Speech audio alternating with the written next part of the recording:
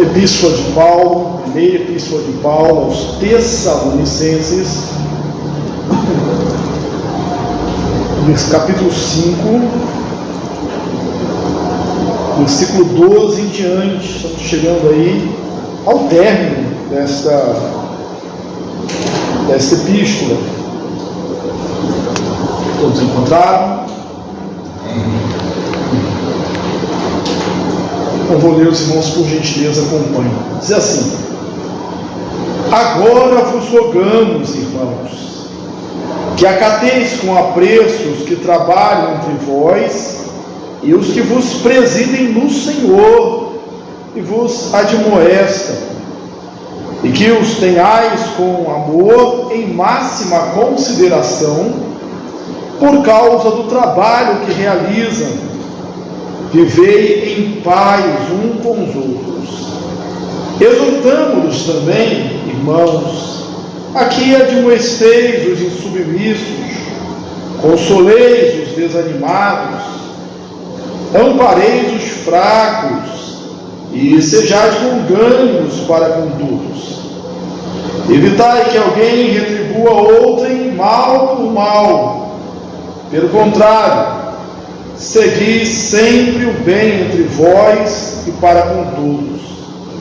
Regozijai-vos sempre, orai sem cessar, em tudo dai graças, porque esta é a vontade de Deus em Cristo Jesus para convosco.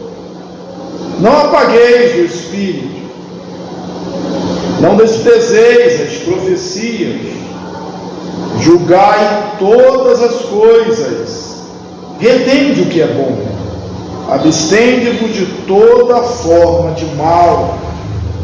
O mesmo Deus da paz vos santifique em tudo, e o vosso espírito, alma e corpo sejam conservados íntegros e irrepreensíveis na vinda de nosso Senhor Jesus Cristo.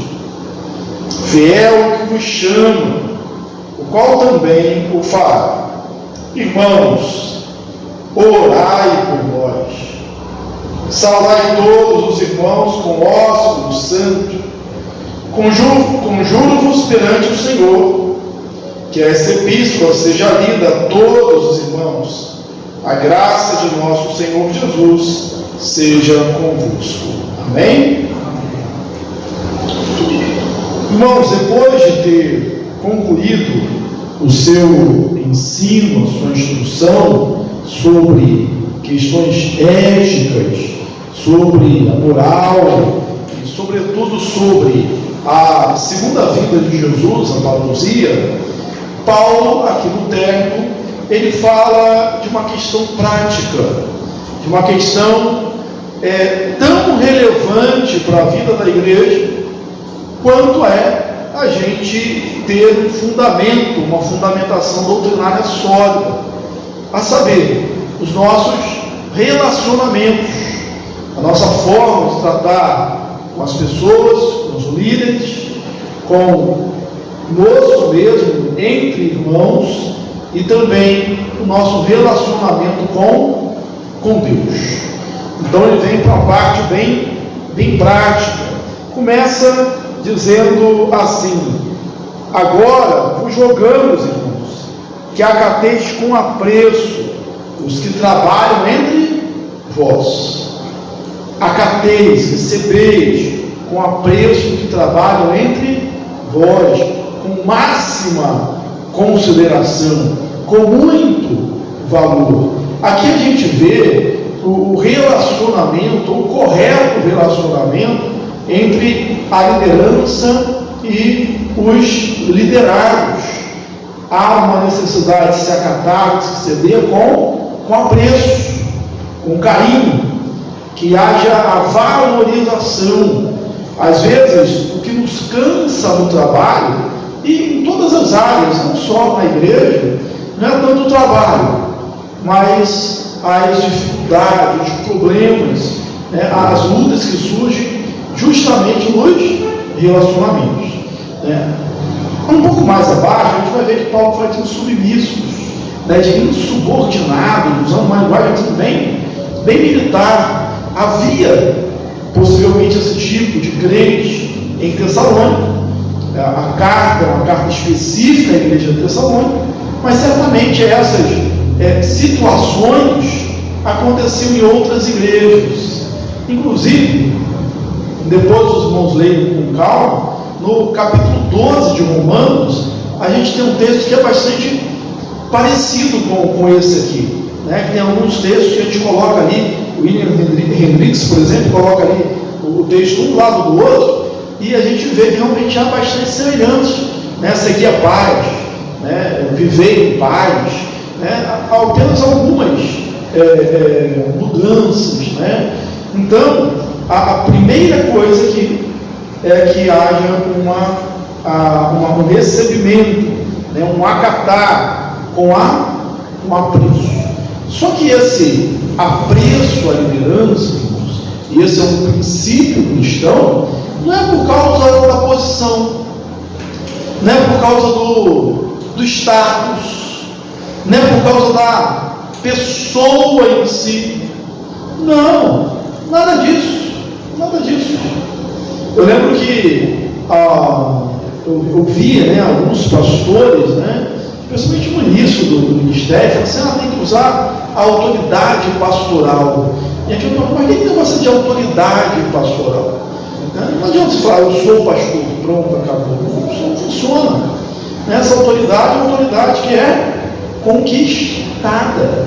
Aí o texto diz, aqui de forma muito direta, simples realmente, mas porém direta: acateis com apreço, com máxima consideração, aqueles que trabalham entre vós. O pastor, o líder, seja de qualquer departamento, sociedade que seja, ele é um entre os irmãos. Não trabalha acima de vós, trabalha entre vós. Os pastores antigos repetiam muito, né, que o pastor tem que ter cheiro de ovelha, né, tem que estar entre vós. E por que você vai ter essa máxima consideração? Está no segundo versículo, o versículo 13. Preste atenção, irmãos, como há uma hiperbolização, né? Máxima consideração. Não é apenas: eu considero você, né? É máxima consideração. Mas por causa de quê? Por causa do título? Por causa do carisma? Né? Porque um cara brincalhão, alegre? Não, o carisma é bom, né? Mas não é por isso, né? O título é bom, a formação, a gente entende que é necessário buscar o conhecimento, mas não é por nada disso, é por causa do trabalho que realizam entre vós. Olha para o trabalho. Na verdade, Jesus já havia ensinado isso em relação a todos os crentes. Como você vai saber que é crente mesmo? Pelos frutos os conhecereis. Então, receba, acate com estima e com máxima consideração por causa do trabalho que realizam entre vós. O título ministro, por exemplo, que às vezes a gente hoje usa como algo assim muito pomposo, na verdade ministro significa servo. Ministro é aquele que serve a palavra, que serve a palavra ao povo, né? Ministrar é servir, não só com a palavra, mas às vezes o pessoal do louvor, né? Que eu não gosto de chamar levita, né? Não tem mais levita, como também não tem sacerdote. O pessoal do louvor fala assim: vou ministrar. Não, vai servir, né? Ministrar significa servir, por causa do serviço. E essa é uma premissa cristã, ensinada por Jesus, que coloca de cabeça para baixo aquilo que o mundo pensa. Aquele que quer ser maior entre vós, seja aquele que vos sirva. Então, Paulo estabelece aqui o relacionamento entre a igreja e os seus liderados. Como que vai tratar? Em máxima estima, em máxima consideração, vai receber assim. Por quê? Por causa do título. Em outra epístola, Paulo fala para que faça isso, para que eles sirvam, o pastor sirva com alegria, não como se estivesse gemendo, sofrendo. Ele faz o trabalho, mas ele faz o trabalho em angústia, por causa da resposta, da falta de resposta que tem. Vivei em paz um com os outros. Observe que Paulo está falando desse relacionamento de líder e liderado. Quantas e quantas vezes o trabalho não vai à frente, as coisas ficam emperradas, ou pelo menos muito sofridas, porque há contenda. E quando há contenda, ou é por causa de uma soberba do pastor, ou por causa de uma soberba dos liderados, ou pior, por causa da soberba dos dois. O problema ali na carne dos dois, onde há contenda, onde há briga, o que é entre vós?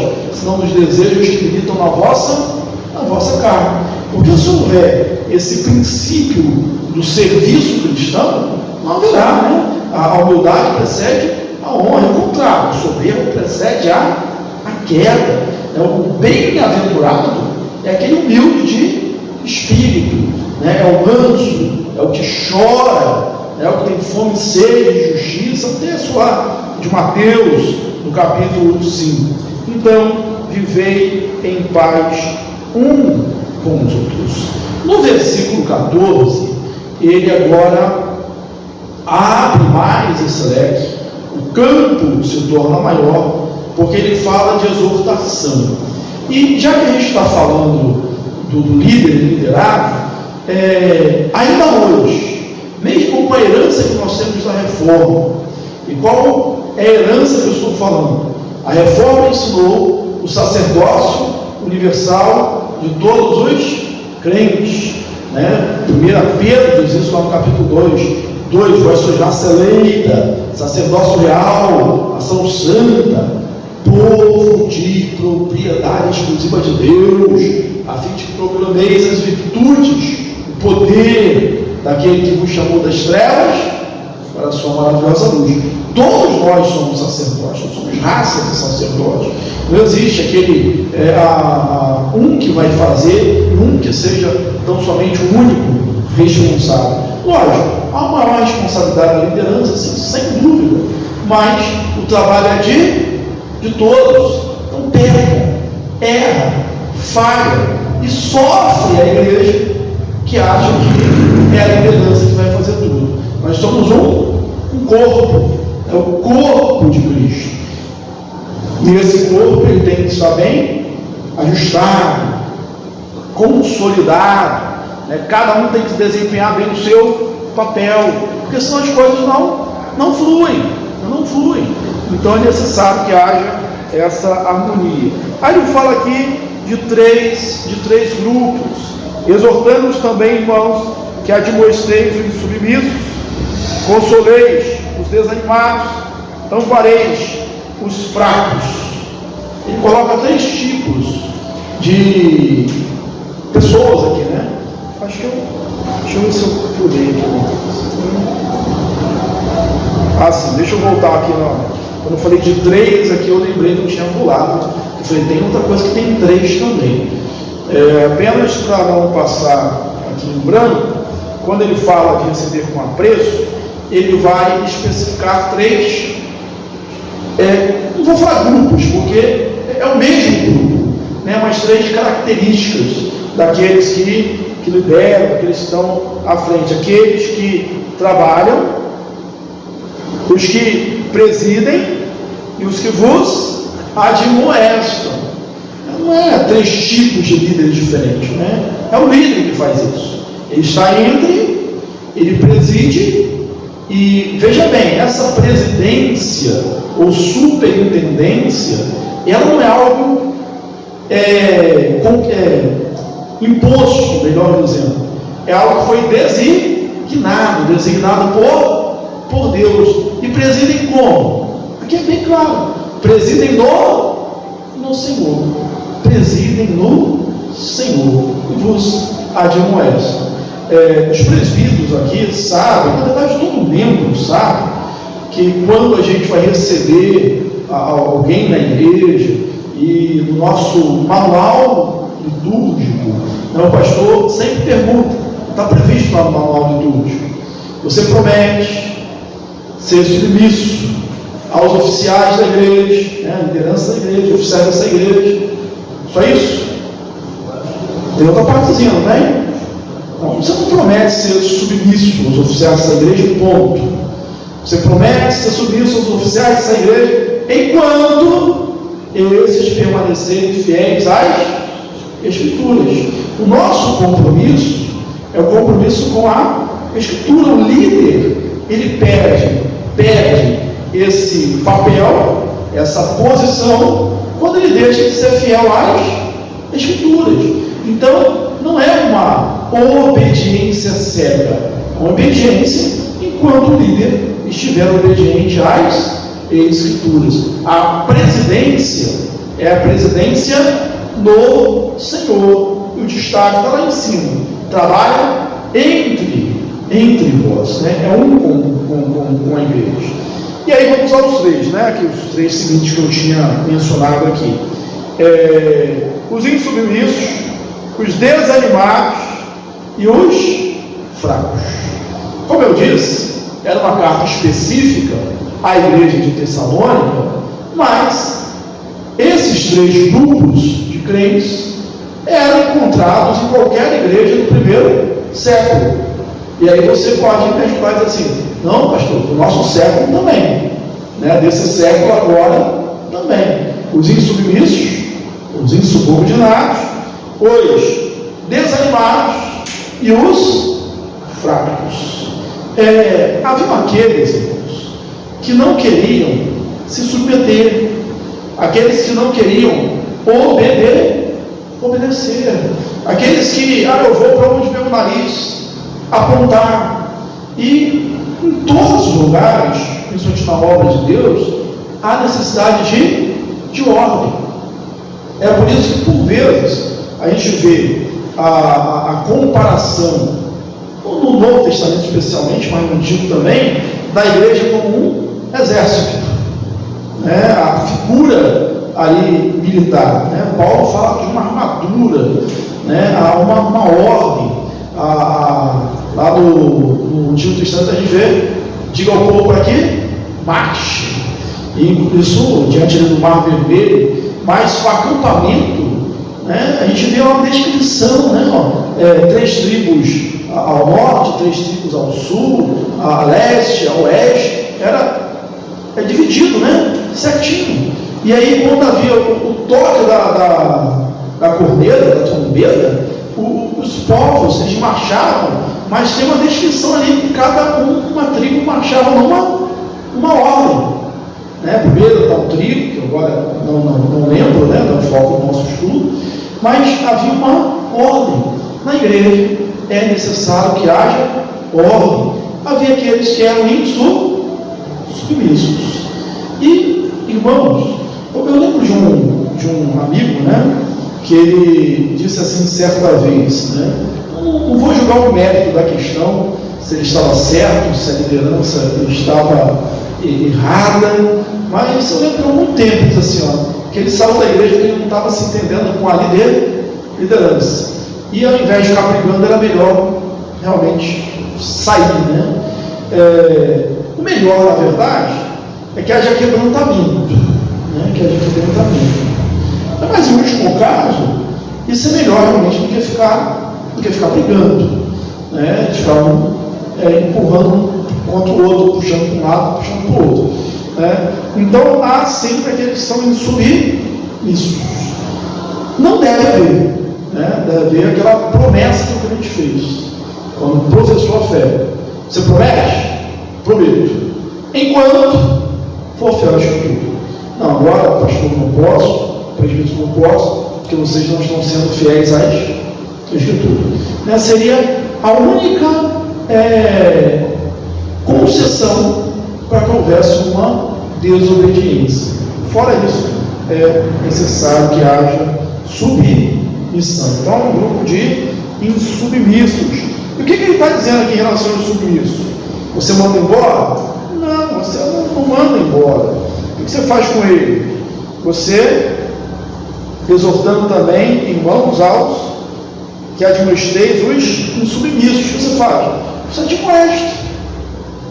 E o pior, irmãos, é que você tem que administrar 1, 2, 3, e às vezes você fala assim, não está dando certo, mas você tem que continuar admoestando, porque não há outro caminho. E lembra que eu falei que é um trabalho de todos? Parece que todos, exceto os insubmissos, vão admoestar os insubmissos. Quem está falando aqui para os irmãos, exortando os irmãos que admoesteis. Ele está falando, você que é o pastor de Tessalônica, admoeste os submissos. Não, os irmãos todos admoestem os submissos. Na verdade, na igreja, quando tem algumas regrinhas normalmente aplicadas lá fora, que não se aplica à igreja. Por exemplo, cada um cuida da sua vida. Não se aplica a gente, irmãos. Não se aplica. Não como corpo de Cristo. Porque a gente é chamado a um tomar conta do outro. Você tem que tomar conta do seu irmão. Você tem que olhar, tem que zelar, tem que orar, tem que visitar, tem que admoestar, tem que repreender, tem que acolher. Então, todos nós vamos estar realmente admoestando o insubmisso. E os desanimados? O que a gente faz com os desanimados? Esse grupo aí parece que cresceu muito, né? Havia lá em Tessalônica e há também no nosso meio. Consoleis os desanimados. Eu acho que você nunca mais vai falar que você é desanimado quando souber a origem da palavra. Desanimado significa de alma pequena. Não sou de alma pequena? Estou desanimado, estou de alma pequena. E quantas vezes existe gente assim? A causa dos irmãos estar desanimados em Tessalônica podiam ser outras, diversas, diferentes daquelas que nos deixam desanimados hoje. Possivelmente fosse a espera pela volta de Jesus, a morte de alguns parentes. Lembra que Paulo explica isso, esclarece isso, que os que morreram em Cristo vão ressuscitar primeiro, nós, os vivos, de maneira onde precederemos que dormem, porque eles estavam com dúvida de que aqueles que dormiram, que morreram antes, iam perder algum tipo de galardão. E Paulo disse não.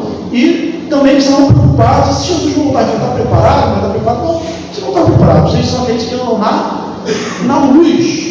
Mas havia essa preocupação com eles. Paulo diz, consoleis.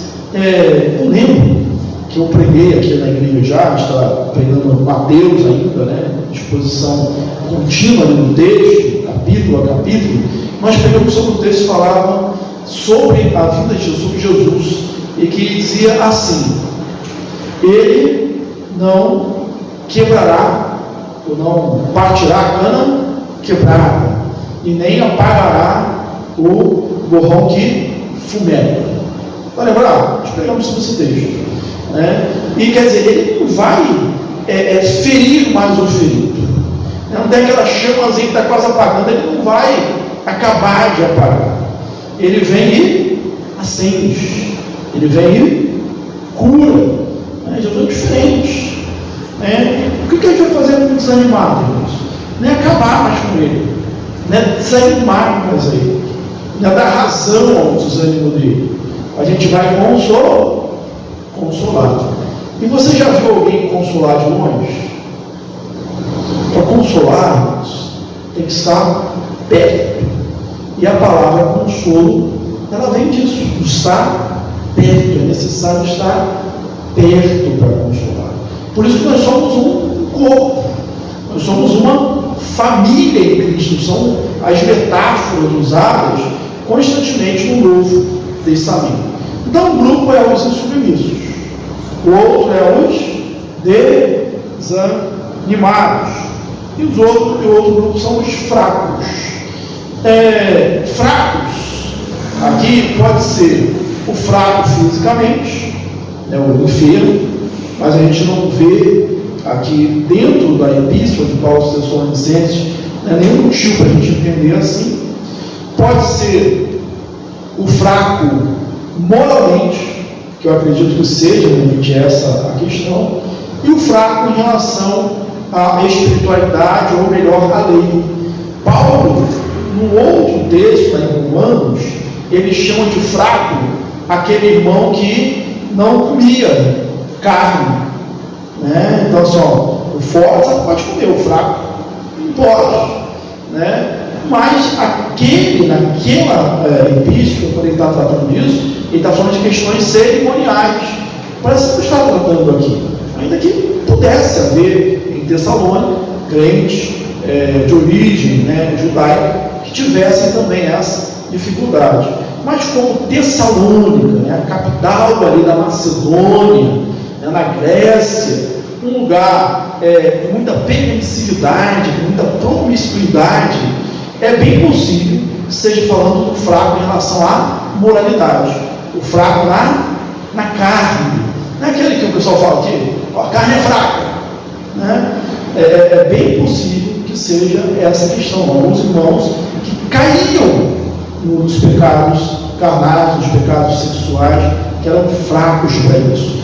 E todos os outros deveriam estar orientando, fortificando, animando, corrigindo, compareis os fracos. Agora, se a gente fala desses três grupos, em relação a todos eles, que a gente já viu que todos nós vamos animar, todos vão admoestar os submissos, todos vão consolar, todos menos os insubmissos vão admoestar os submissos. Todos menos os desanimados vão animar, consolar os desanimados.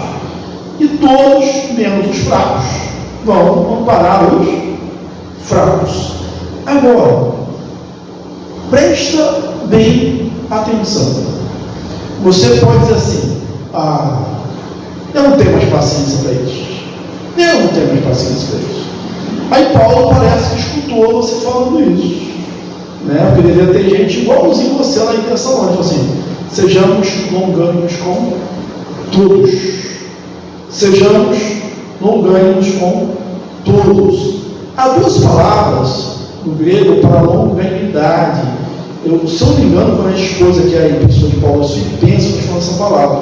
Era hipomones e macrotomia. Uma significa, as duas são paciência.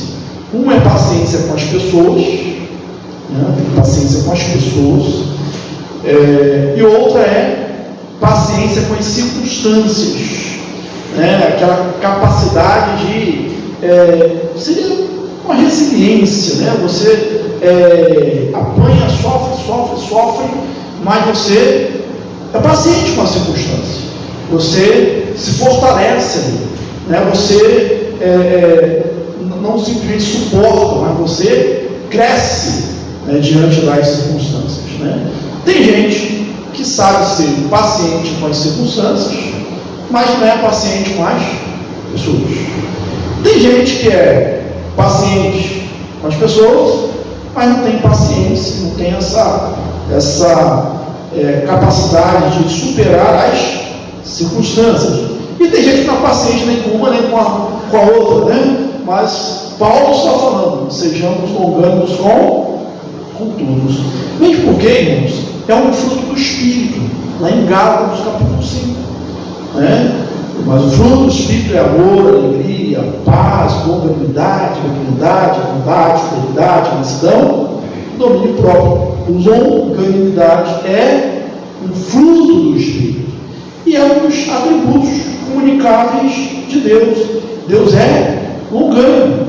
Ele é longânimo para conosco. Se ele é longânimo para conosco, nós não somos consumidos. Deus é um Deus longânimo. Ele tem, digamos, um ânimo longo. E como é longo, né? Então, quando você tiver que ter paciência com o seu irmão, e a paciência estiver se esgotando, você pensa assim: Deus tem paciência comigo. Deus tem muita paciência. E às vezes a gente precisa nem apelar só para a paciência de Deus, né? Quantas vezes pessoas tiveram paciência com a gente? Quando a gente era mais jovem, quando a gente estava aprendendo, muitas pessoas foram pacientes. Mas mesmo se você é uma exceção, e não teve esse carinho das pessoas, mais velhas, Deus é o Deus que é longânimo com você. Então seja longânimo com o seu irmão. E aquela questão, fazer, não pagar o mal com o mal, mas pagar o mal com o bem. Sejais longânimos para com todo. Aí você fala assim: pronto, Paulo, não precisava falar isso. Agora eu estou aqui num problema sério, porque eu vou ter que ser longânimo com todos. Aí vem 3 orientações aqui: regozijai sempre, orai sem cessar, em tudo dai graça. Lembra quando a gente expôs aqui a Epístola aos Filipenses, uma carta da prisão, e é chamada também a carta da alegria? Regozijai-vos sempre no Senhor, outra vez vos digo, regozijai-vos, perto está o Senhor, seja a vossa moderação conhecida de todos. É uma carta da alegria. E Paulo usa isso aqui também aos Tessalonicenses. Olha, ele está escrevendo porque os Tessalonicenses estão passando por provações, por perseguições. Paulo havia fugido de Tessalônica porque os judeus estavam perseguindo. Os judeus foram perseguidos também lá em Bereia. Esses judeus continuavam perseguindo a igreja que Paulo deixou fundada ali. Mas ele diz, mesmo nessa circunstância, regozijai-vos sempre. A marca do cristão é a alegria, porque é a alegria do Senhor. O pastor Carvalho Lima, que pregou aqui no domingo, ele usou uma frase de Jonathan Edwards, um avivalista, que eu gravei e até botei num bom dia, foi ontem. Assim: Senhor, grava a eternidade nos meus olhos, grava a eternidade na minha retina. Como que você consegue se alegrar sempre? Só assim, com a eternidade na sua retina, com a eternidade nos seus olhos. Eu sei, diz Paulo, eu tenho plena certeza, estou plenamente certo que os sofrimentos do presente não são para comparar com a glória por vir a ser revelada em nós. Agora, só pode se regozijar sempre quem ora sem cessar. Não é isso? Olha a sequência: regozijai sempre, orai sem cessar. Estar sempre em oração. Mais uma vez aqui um paralelo, é importante que os irmãos dele depois, lá com Romanos 12. Orai sem cessar. O que é orar sem cessar? Estar o dia inteiro orando? Estar 24 horas orando? Não, é estar orando em todo o tempo. É ser fácil orar. É orar por todas as coisas, em todos os momentos. É não conseguir fazer nada sem orar. É o espírito de oração e oração constante. Hoje eu li uma frase nos comentários que eu estava estudando, que dizia assim: ora melhor em grupo quem ora sempre em particular. Então às vezes a gente precisa orar mais, de fechar a porta, orar em particular, depois orar bem em grupo, orar sempre. Crente tem essa marca aí, dá certo mesmo, qualquer coisa. Vamos orar? Vamos orar? É verdade. Vamos antes das refeições, vamos orar? Eu tenho um hábito, quando eu estou em casa, que eu saio mais tarde para o trabalho, é uma folga, eu abraço ele no portão e faço uma oração breve disso aí. É prático. Assim é algo que nasce da gente. Por quê? Por causa da dependência de Deus. Só pode regozijar sempre, alegrar-se sempre quem ora sem cessar. E só quem ora sem cessar pode fazer o que está embaixo, que é: em tudo dai graças, porque esta é a vontade de Deus em Cristo Jesus. Em tudo dai graça, em todo momento a gente está agradecendo a Deus. Agora, nós crentes, é preciso que você não confunda isso, nós não somos masoquistas, nós não gostamos de sofrer, nós somos loucos de outra maneira, como o mundo chama a gente louco, Deus não chama muito sábios, mas Deus faz as coisas loucas do mundo e vê com elas sábias, de outra maneira somos loucos, mas não de ficar rindo quando está sofrendo, não é a alegrar-se que Paulo fala, não é esse agradecer sempre que Paulo fala, não é e o filho chega e fala assim: pai, estou viciado em drogas, assim, graças a Deus, filho. Não é isso, não é gostar de sofrer, e fulano morreu, graças a Deus, às vezes até vontade de falar, mas não é isso, não é esse o caminho, não é esse tipo de gratidão, é viver sempre com o espírito de ações de graças, não por aquilo que aconteceu, mas você sabe que Deus está no controle de todas as coisas, que Ele é soberano, que Ele é fiel, que é Ele que cuida de você, que aquilo ali pode ser o caminho, o processo para algo maior que Deus vai fazer na sua vida, que Ele está dirigindo.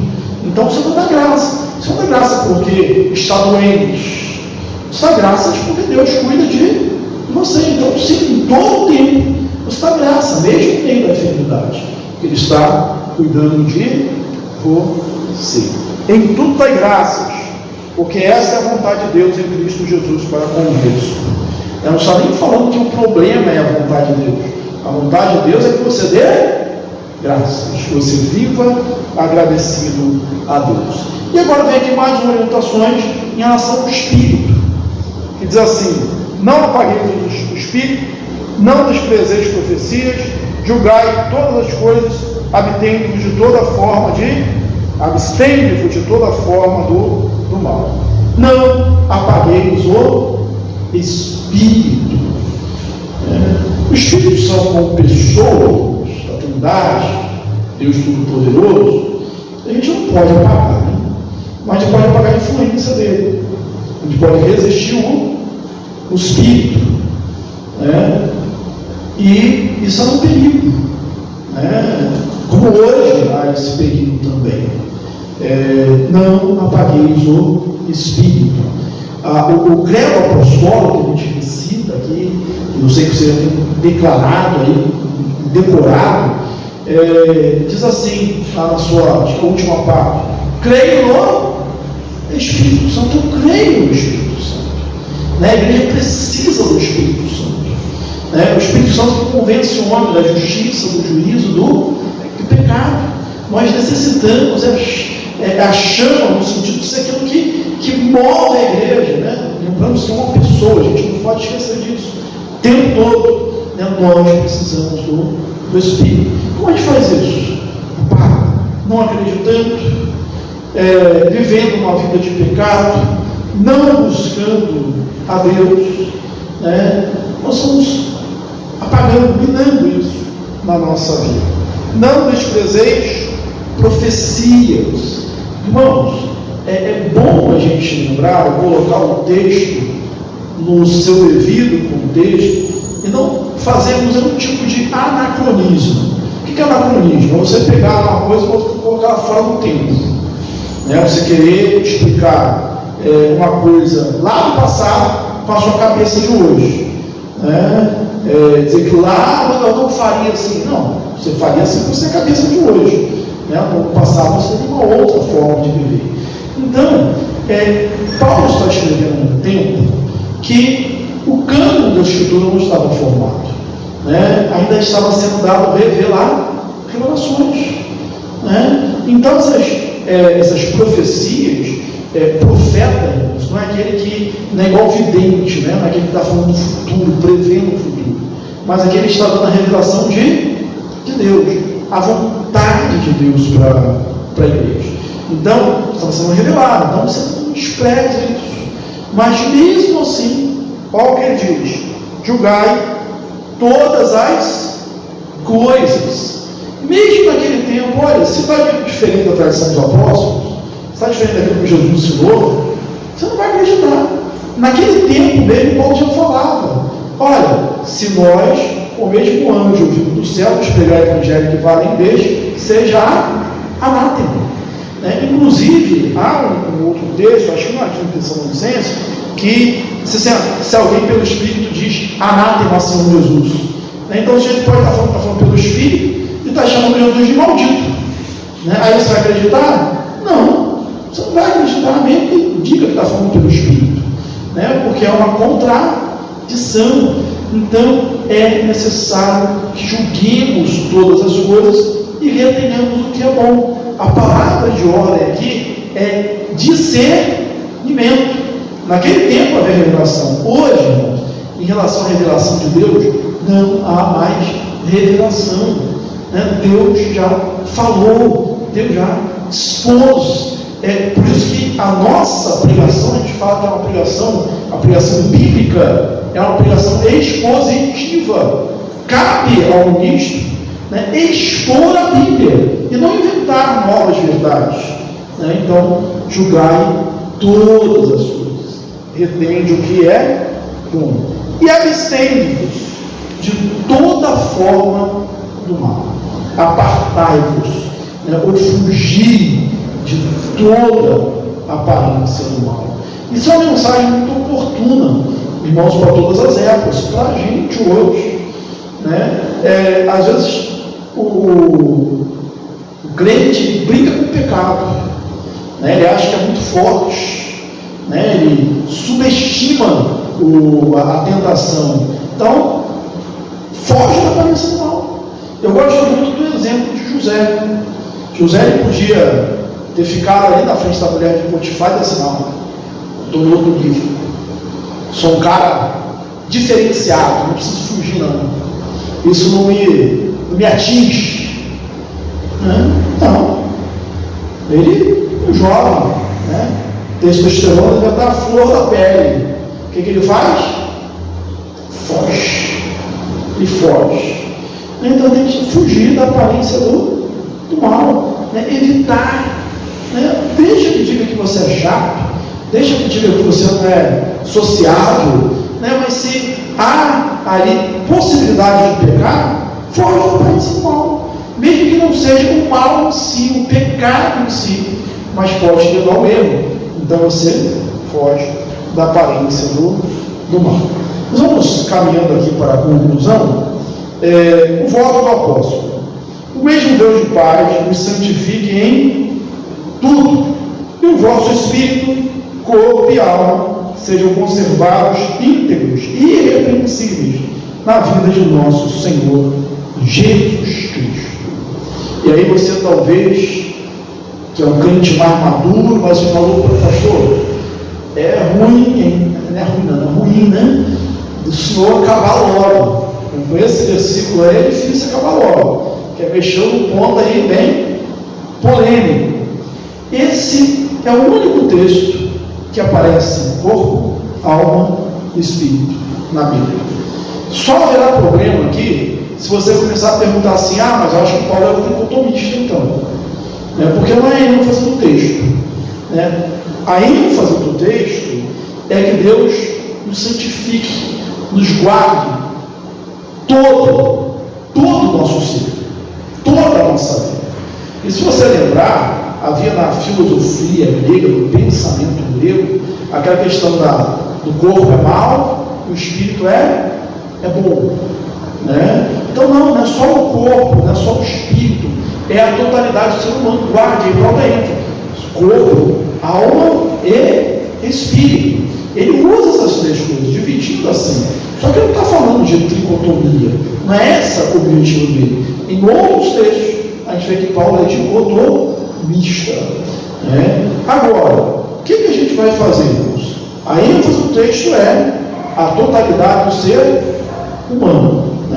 Como a gente está concluindo aqui Tessalonicenses, Na semana que vem, a gente vai falar só sobre esse tema: dicotomia ou tricotomia.